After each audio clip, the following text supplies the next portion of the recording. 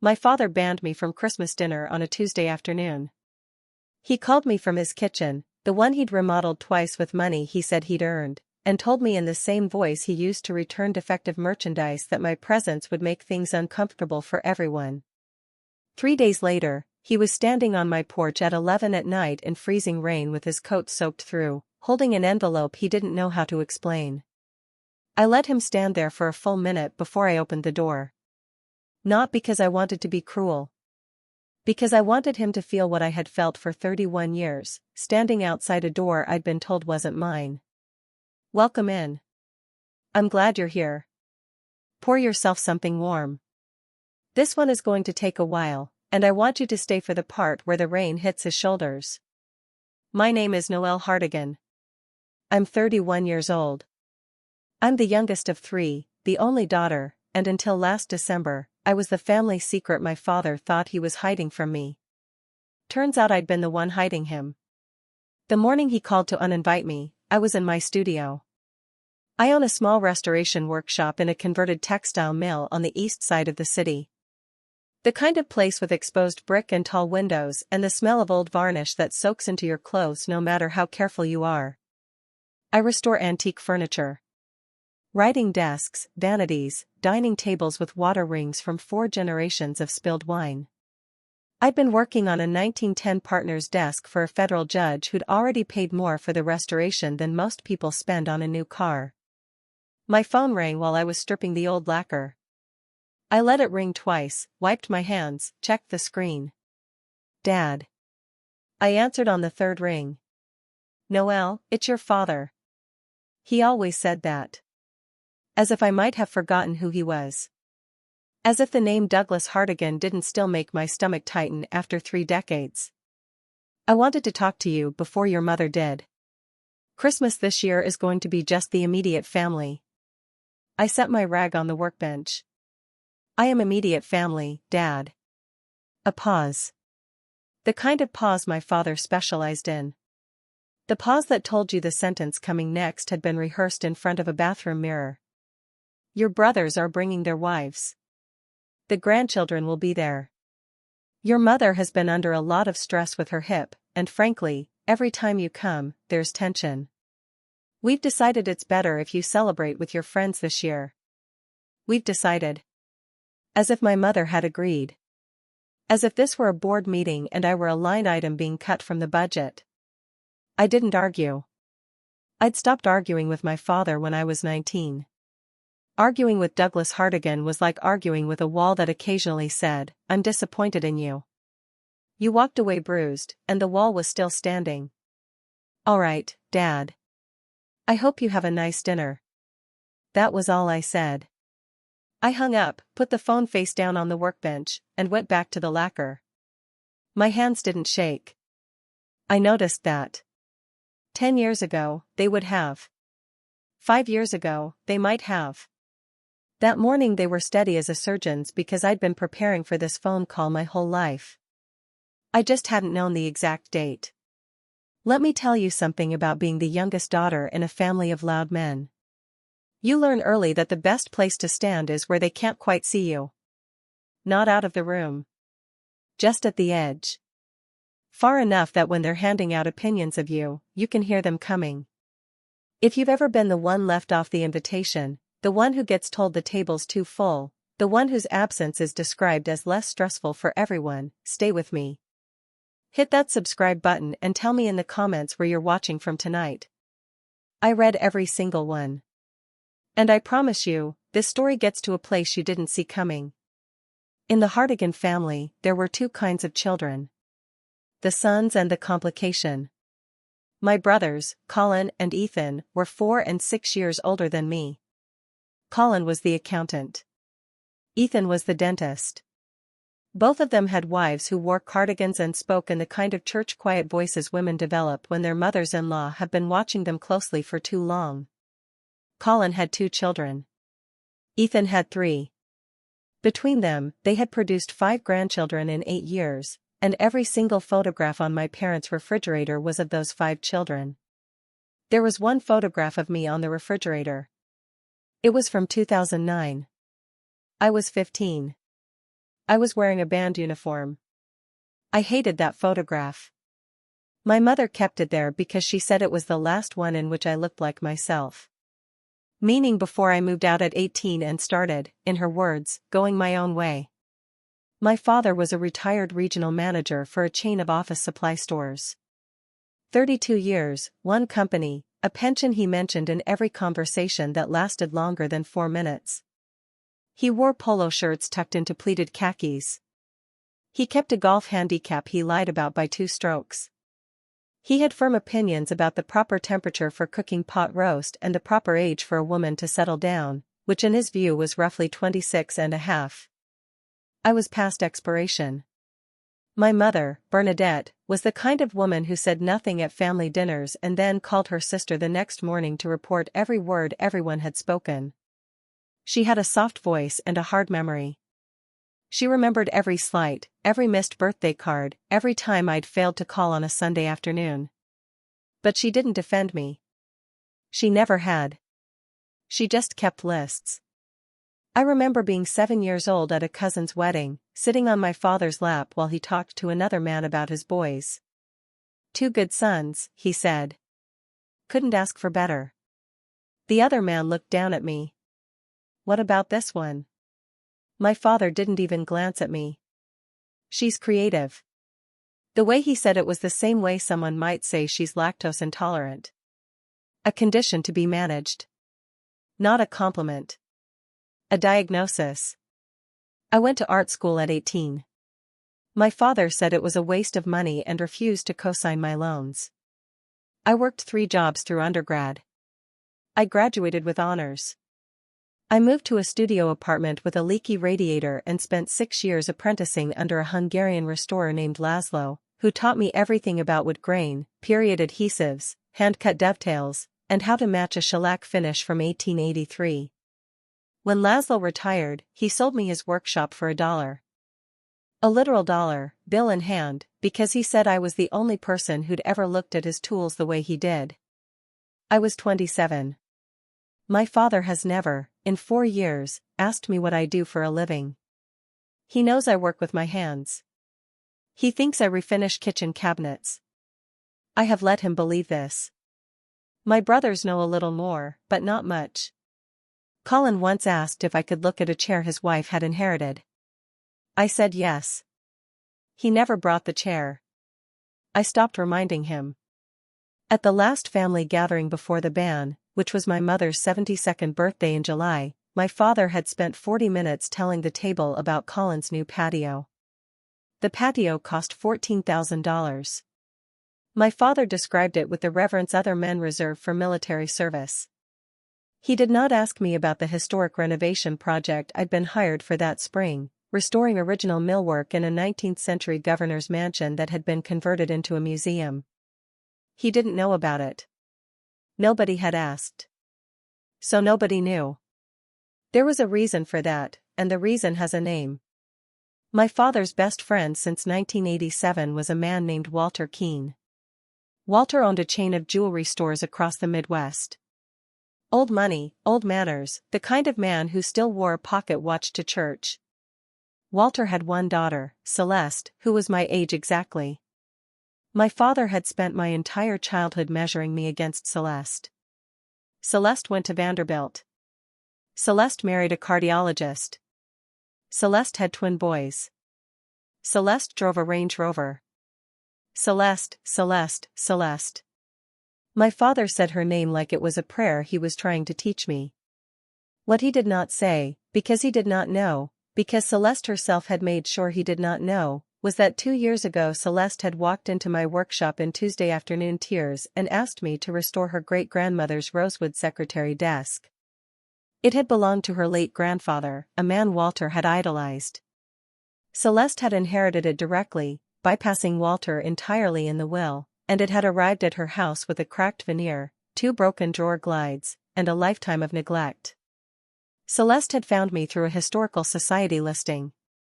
She had no idea I was Douglas Hartigan's daughter until she walked into the workshop and saw my name on the invoice. She stopped. She said, "Wait. Are you Doug Hartigan's girl?" And I said, I'm Douglas Hartigan's daughter, yes. She laughed, a short, tired laugh, and said, he's talked about you like you're a cautionary tale for 20 years. I didn't answer that. I just took measurements. The desk took me 5 months to restore.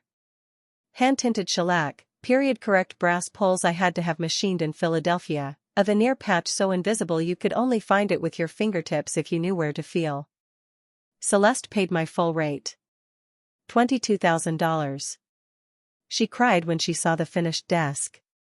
She hugged me, which was not a thing I had expected. And then she said something that has stayed with me ever since. My father has no idea what you are. I asked her what she meant. She said, your dad and my dad have spent 3 decades at the club comparing daughters. Mine has been telling yours for 20 years that you're the one who didn't pan out. I'm going to enjoy not telling him he's wrong. I didn't know what to say to that. So I said, thank you for trusting me with the desk. And she said, no. Thank you for existing. My grandfather's desk finally looks like him again. 2 months later, Celeste referred me to 3 of her friends. Then their friends. Then a curator at a regional art museum. Then the governor's mansion project. Then the federal judge. By this past autumn, my workshop had a 9-month waiting list, and I was quietly one of the most respected restorers in the Midwest. My father did not know any of this. My mother did not know any of this. My brothers did not know any of this. I had stopped telling my family what I did because telling them had always felt like handing a gift to someone who would use it to hit me with. Celeste was the only person in either family who knew the truth, and she had kept it because she understood exactly what it was worth to hold. I hung up with my father that Tuesday afternoon and went back to the judge's desk. I did not cry. I did not call anyone. I worked until 9 that night. When I finally drove home, I stopped at a diner off the highway and ate a grilled cheese and drank black coffee and watched the cars go past the window. And I thought about the last time my father had spoken to me at a holiday. It had been 3 years earlier. Easter. He had cornered me in the kitchen while my mother was out at the car getting a casserole. He had said, you know, Noelle, it's not too late to go back to school. A business degree would give you something real. I had not answered. I had walked past him, picked up a serving dish, and carried it to the dining room. He had followed me, still talking. I'm just saying. A woman your age with nothing to show for herself. It's embarrassing. For your mother, mostly. She tries to put a good face on it at church. At church. As if my existence was a minor scandal she was managing. I had set the dish down, looked at Colin's wife, who was already seated, and said, beautiful weather today, isn't it? And Colin's wife, who was a kind woman who just didn't know how to stand up to my father, had said, oh, beautiful, yes, very mild for April. And my father had stopped talking because the conversation had moved on without him. That had been the last holiday he had spoken to me directly. At Thanksgiving, he had only nodded when I arrived. At my mother's birthday, he had said hello and then ignored me for the rest of the evening. And now, in December, he had made it official. You are not invited. Let me tell you something about being dismissed your whole life. It makes you very good at noticing the exact moment people stop underestimating you. It makes you very, very patient. And it makes you very careful with who you tell the truth to. I finished my coffee. I paid my bill. I drove home through the kind of December wind that cuts through a parka, and I made myself a pot of tea and sat on my couch and thought about what I was going to do. I was not going to beg. I had never begged. I was not going to call Colin or Ethan and ask them to intercede. They had never intervened for me. Not once in 31 years. I was not going to call my mother and make her cry. She would cry. It would change nothing. What I was going to do was keep working. I had a desk to finish. I had 3 more projects after that. I had a life I had built quietly with my own 2 hands, in a city my father rarely visited, using skills he had told me were worthless. And on Christmas Eve, while they were eating my mother's dry ham and Colin's wife's green bean casserole, I was going to be in my workshop, putting the final coat of wax on a writing desk that was worth more than my father's car. That was what I decided that first night. That was the plan. I did not yet know that 4 days later, a phone call from a man neither my father nor I had spoken to in 10 years would completely rearrange the board. The call came on Friday morning. I was in the workshop at 7:30 when my phone rang. A number I didn't recognize, area code from back home. I almost didn't answer. But I had a client waiting on a quote, so I picked up. Noelle Hartigan. A man's voice, older, careful. Noelle, this is Arthur Keene. Walter Keene's brother. I don't know if you remember me. I remembered him. Arthur had been at every summer barbecue at the Keene house when I was a kid. He was the quieter brother. A retired estate attorney who had never married. He lived in a stone house on the edge of town with too many books and a very old cat. I had liked him because at those barbecues, he had been the only adult who ever asked me what I was reading. Of course I remember you, Arthur. How can I help you? He paused. Noelle, I'm calling about a matter that's a little delicate. It concerns your late grandfather. Your mother's father. Gerald Benning. I had to sit down. My grandfather had died when I was 6. I had almost no memory of him. He had been, in my mother's telling, a difficult man. A widower. Estranged from most of the family. He had died in a rented apartment in Florida, and the family had not gone to the funeral. My mother had explained this once, briefly, when I was in middle school, and had never discussed him again. I didn't know you knew my grandfather, I said. I handled his estate, Arthur said. I was his attorney for the last 15 years of his life. I'm calling because there's been a matter in probate that's been sealed for 25 years, and the seal has just expired. Your grandfather left a specific instruction that when that seal lifted, I was to contact his youngest granddaughter directly. That's you, Noelle. I need to meet with you. In person. There are documents you need to see. My hand found the edge of the workbench. What kind of documents, Arthur? He was quiet for a long moment. Noelle, your grandfather left you something. Specifically you. He was very clear that it was to bypass your parents entirely. I think you should come to my office as soon as you can. There are some things about your family history that you're going to want to know before Christmas. Arthur's office was in a converted carriage house behind his stone home, 2 hours north of my workshop. I drove up on Saturday morning. The sky was low and gray, the kind of December sky that looks like wet concrete, and the last 30 miles of the drive were through farmland that had already been stripped down to brown stubble. Arthur met me at the door in a gray cardigan and reading glasses pushed up on his forehead. He looked older than I remembered. Thinner.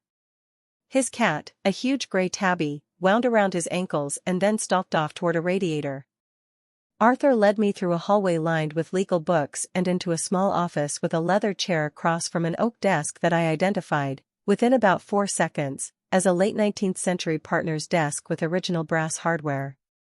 Worth, conservatively, $16,000. I didn't say anything about it. He poured me coffee. He asked about my drive. He asked about my mother. And then he opened a file folder and slid a photograph across the desk. It was a black and white photograph of a man in his 50s, standing on the porch of a small white house, holding a toddler on his hip. The toddler was me. I recognized the dress I was wearing. My mother had kept it in a shoebox in the attic until it fell apart. That's your grandfather, Arthur said. That photograph was taken about a year before he left. Before he left? Arthur folded his hands. Noelle, what has your mother told you about your grandfather? I thought about it. She said he was difficult. That he became estranged from the family. That he moved to Florida and died there. She said they didn't go to the funeral because there wasn't much of a relationship at the end.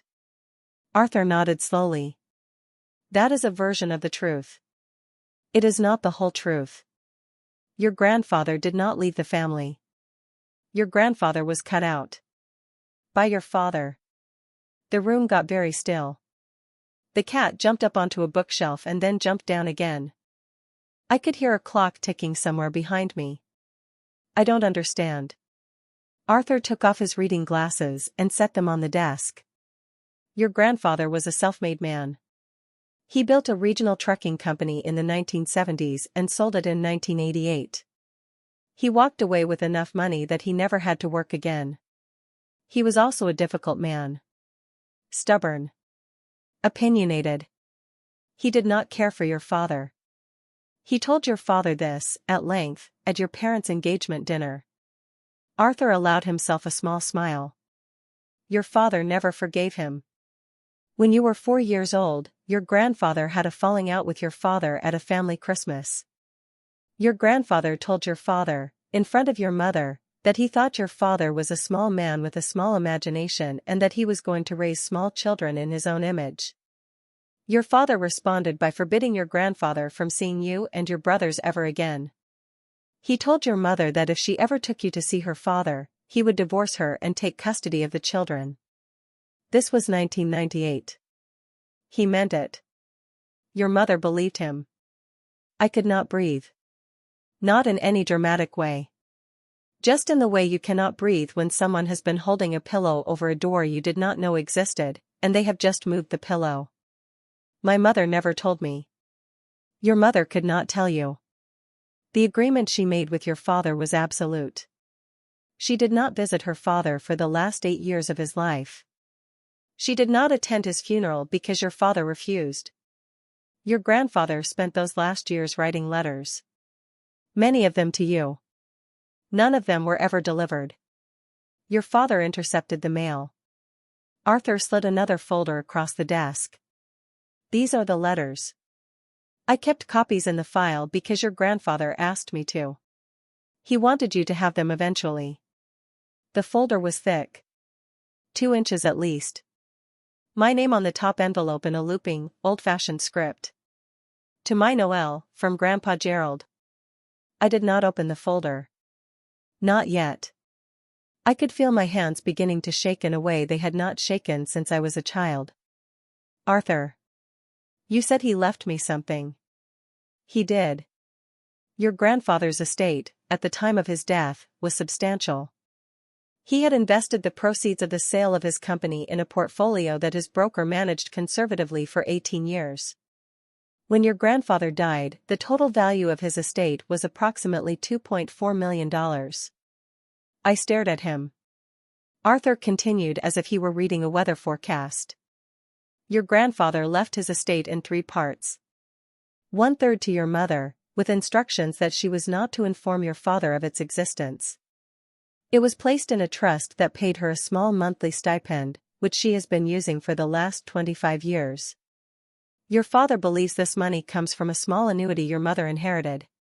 He does not know the true amount. 1/3 was placed in a scholarship fund at his alma mater, administered in his name.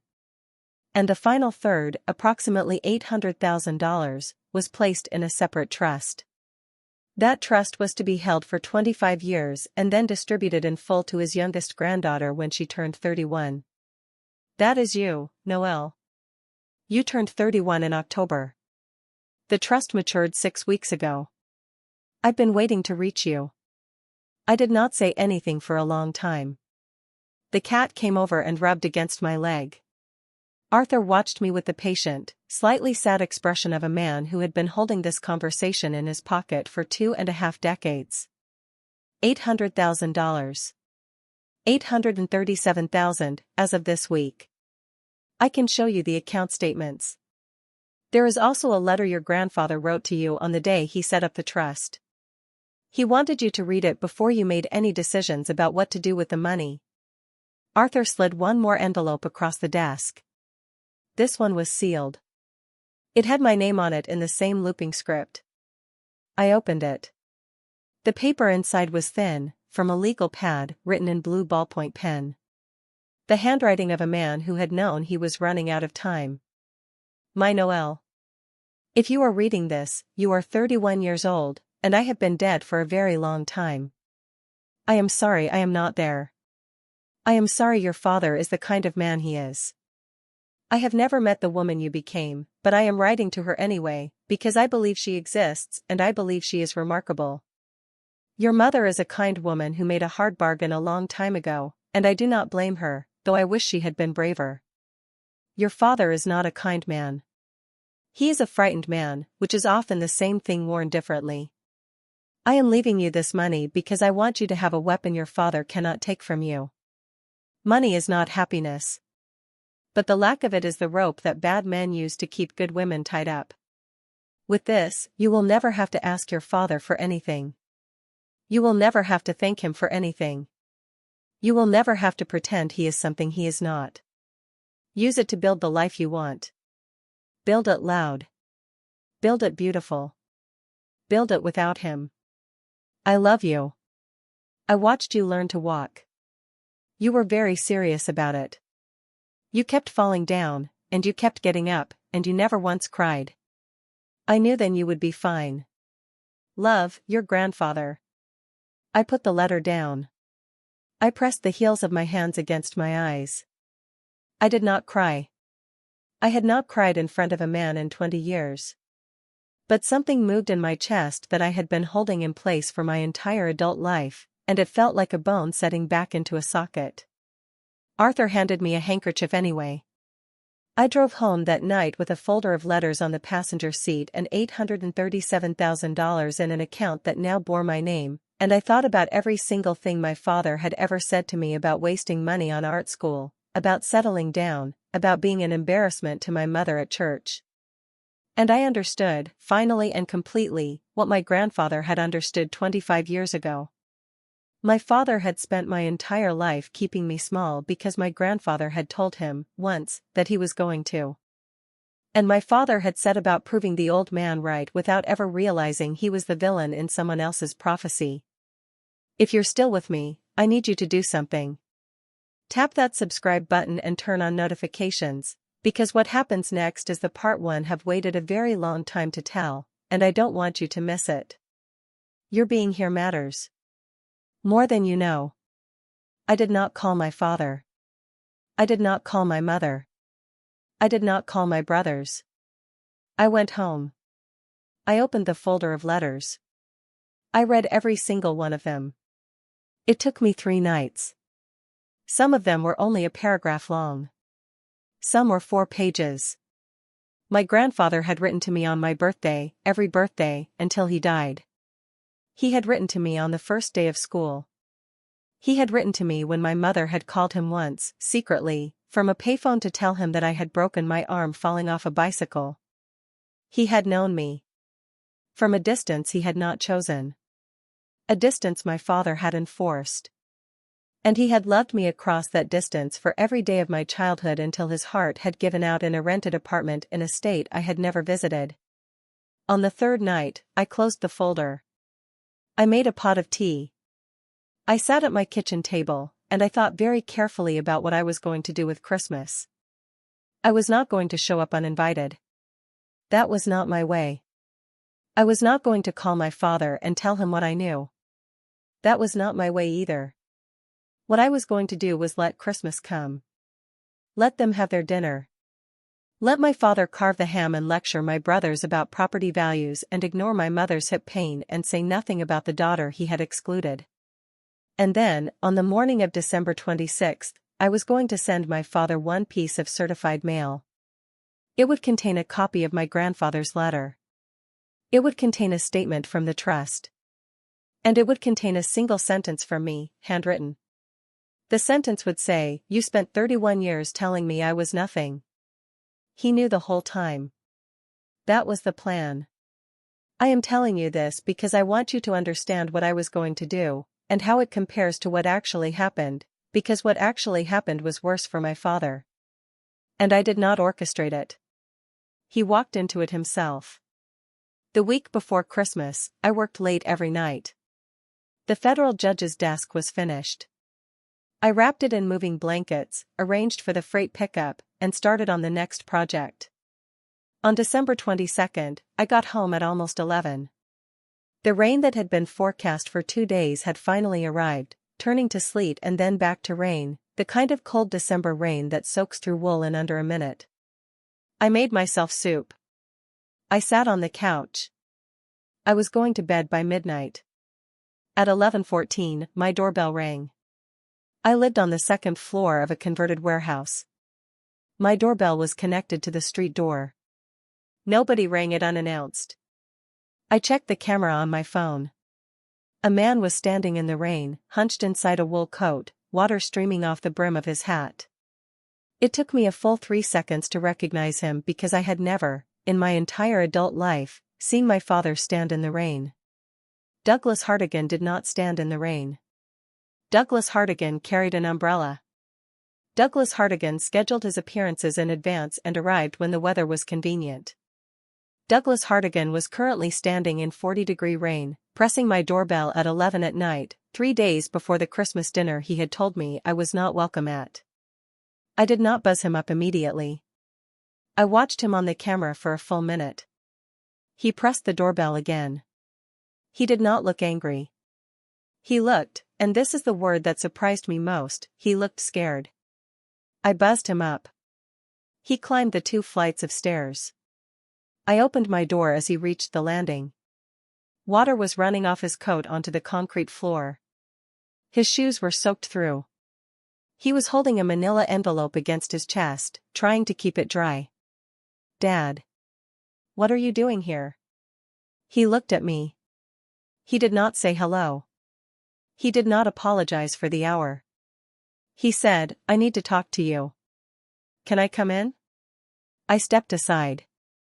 He walked into my apartment and stopped in the entryway, dripping. I handed him a towel.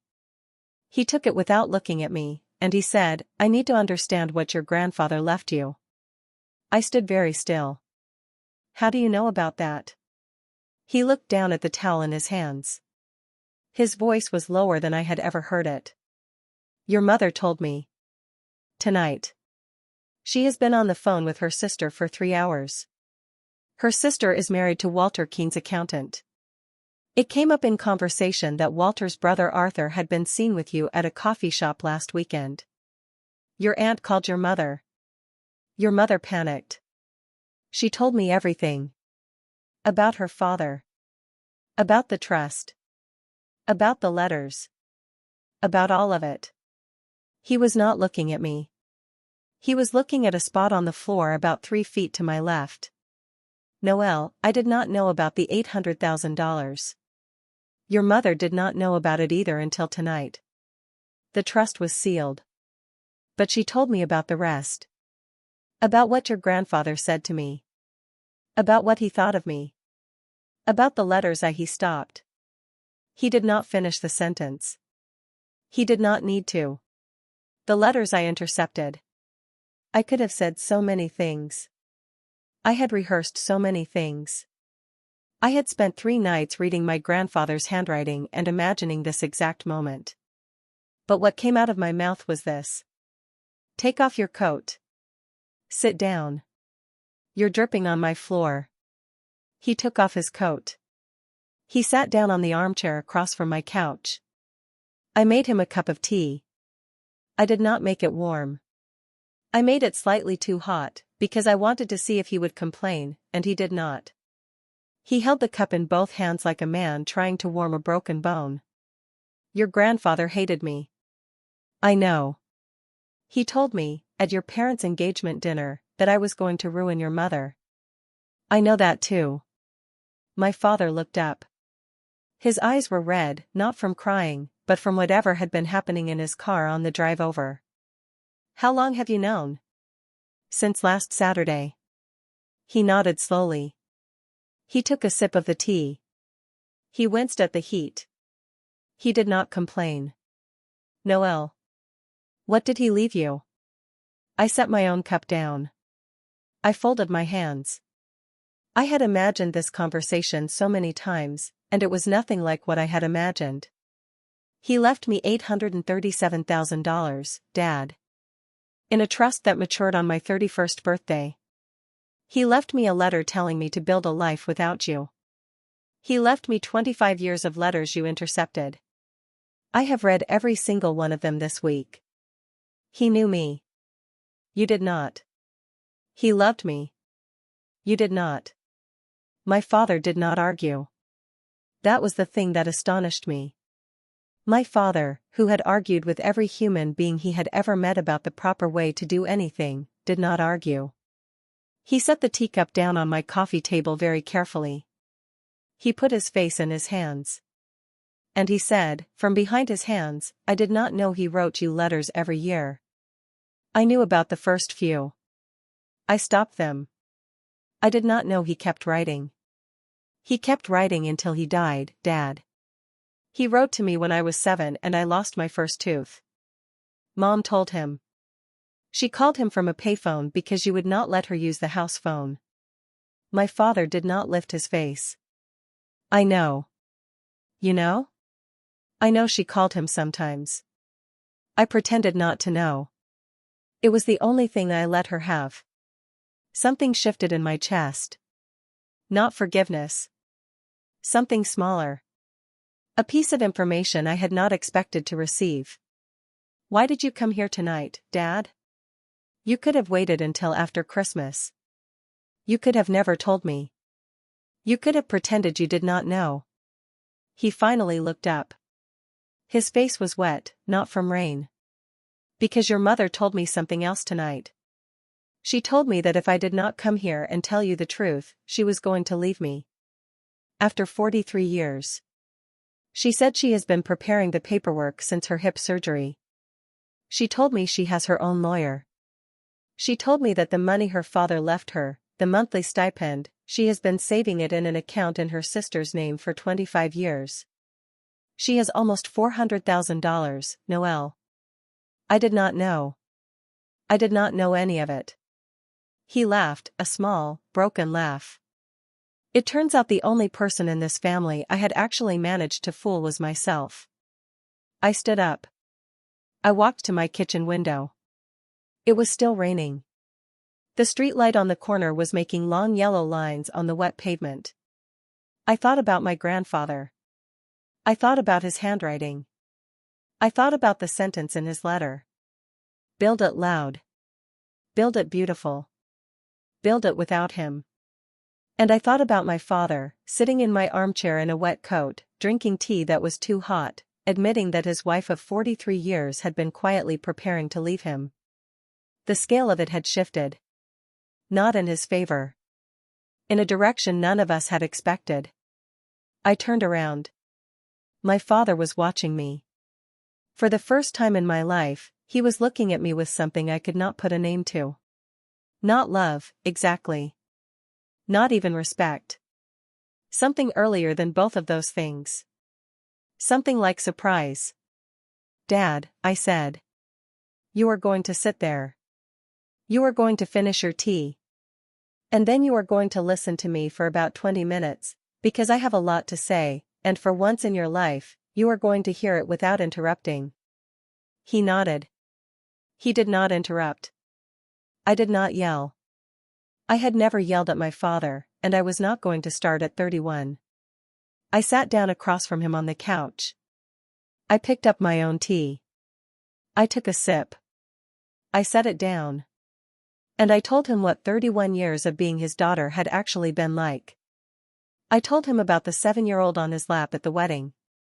I told him about the refrigerator that had one photograph of me from 2009 because I had stopped looking like myself after I moved out. I told him about Easter in the kitchen, and what it had felt like to hear him tell the table I was embarrassing my mother at church. I told him about the art school loans he would not co-sign, the 3 jobs I had worked, the Hungarian man who had sold me a workshop for $1 because I had looked at his tools the way he did. I told him about Celeste Keene's rosewood desk and the $22,000 invoice and the 9-month waiting list and the governor's mansion. I told him that his best friend's daughter had known for 2 years exactly who I was, and had not told Walter, because she understood what that information was worth to hold. My father did not interrupt. He did not defend himself. He sat in the wet coat he had finally taken off and draped over the arm of the chair, and he listened. At one point, his hands started shaking, and he put them under his legs to keep me from seeing.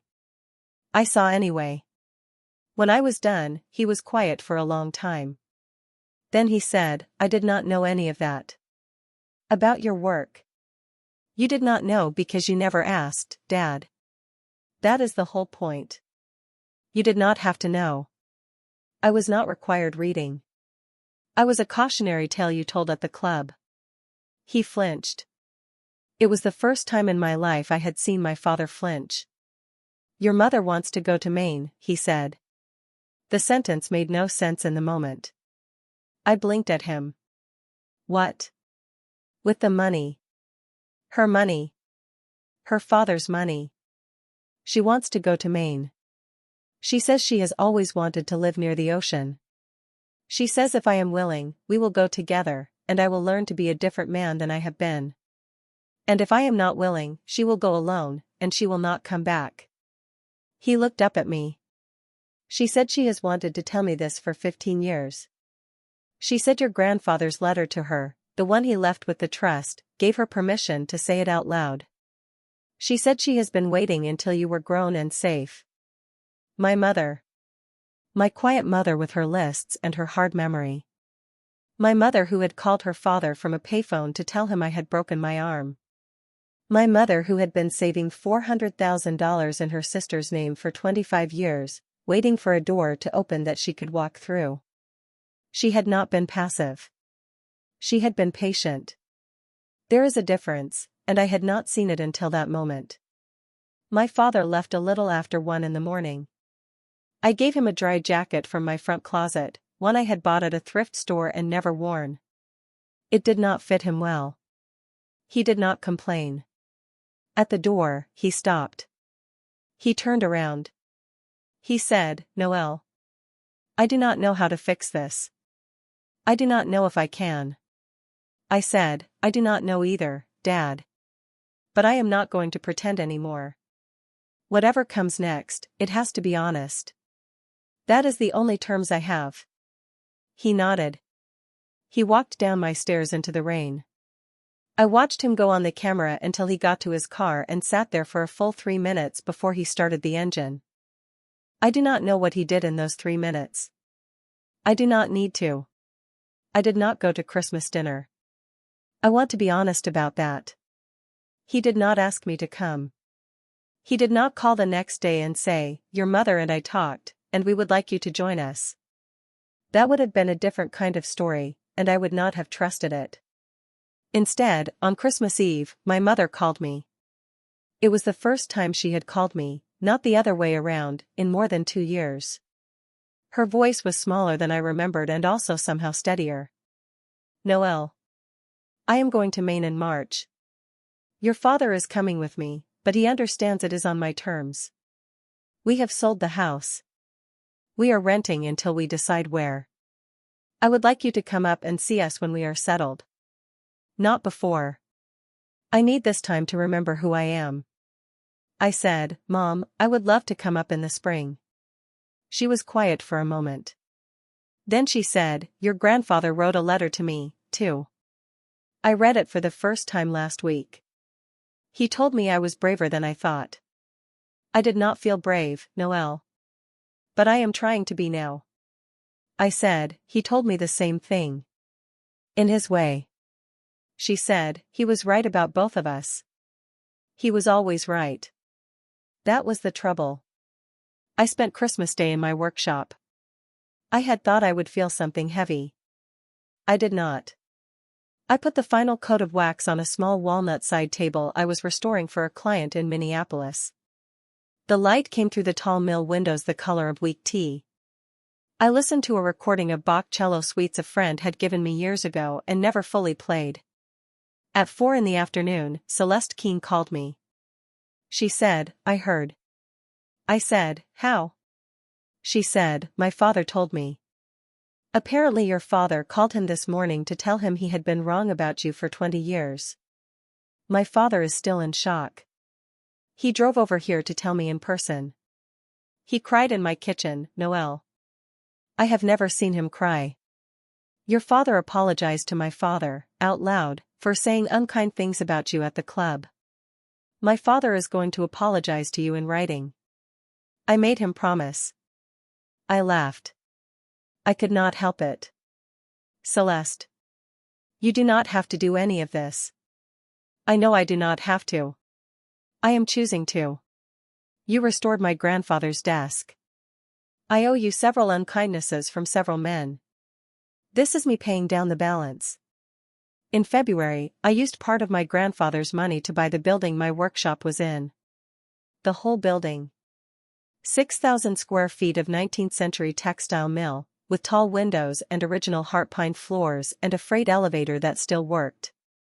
The seller was a developer who had bought it during a speculative boom and never done anything with it. He had been trying to offload it for 3 years. I paid cash. I did not haggle. I named the company after my grandfather. Benning Restoration Works.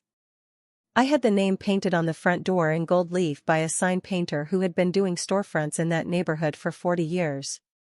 He charged me less than he should have. He said my grandfather's name was a good name for a door. In March, I hired 2 apprentices.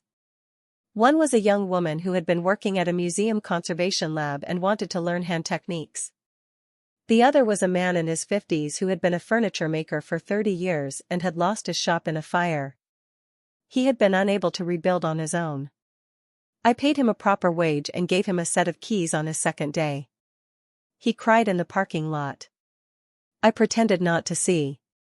Laszlo would have done the same. My parents moved to Maine in early April. My mother sent me a photograph of the rental cottage on the first day. It was small, white, shingle-sided, with a view of a stony beach. My father was in the photograph, standing awkwardly on the porch in a barn coat that did not suit him. He looked, and I am being careful with this word, humbler. Not fixed. Not transformed. Humbler. My mother wrote in her text, "He is trying. It is uncomfortable to watch. But he is trying." I went up to visit them in late May. I stayed 3 days. My father cooked dinner one night, badly, and apologized for the meal in a way he would never have apologized a year earlier. My mother walked me along the beach and told me stories about her own father I had never heard. She told me he had taught her to drive on a country road in 1967, and had not yelled once when she hit a mailbox. She told me he had worn the same aftershave for 40 years, and that she still bought a bottle every Christmas and kept it in her sock drawer. She told me she had been afraid of my father for most of her marriage, and had not known the word for it until she was 68 years old. I did not respond to that sentence. I just kept walking. Some things are not meant to be answered. They are meant to be heard. My brother Ethan called me in June. Out of the blue, on a Thursday. He said, "Colin told me what happened." Colin heard from Dad. I did not know any of it. About Grandpa. About the letters. About the trust. Noelle. I am sorry I have not been a better brother. I said, "You were not a bad brother, Ethan. You were a silent one. There is a difference, and it matters. Be less silent now. That is all I am asking." He said he would try. I believed him a little. I am still waiting to see how much. Celeste and I have dinner once a month. She is not my friend, exactly. She is something I do not have a word for. A woman who knew the truth about me before I did, and kept it safe until I could carry it myself. That is rarer than friendship. It should have a name of its own. In September, she referred me to a museum in Philadelphia that needed a full restoration of a 1920s library. The contract was larger than anything I had ever taken on. I hired 2 more apprentices. Benning Restoration Works now has 5 employees. We are booked 18 months out. I kept the letters. All of them. I had them rebound in archival cloth by a bookbinder in Chicago.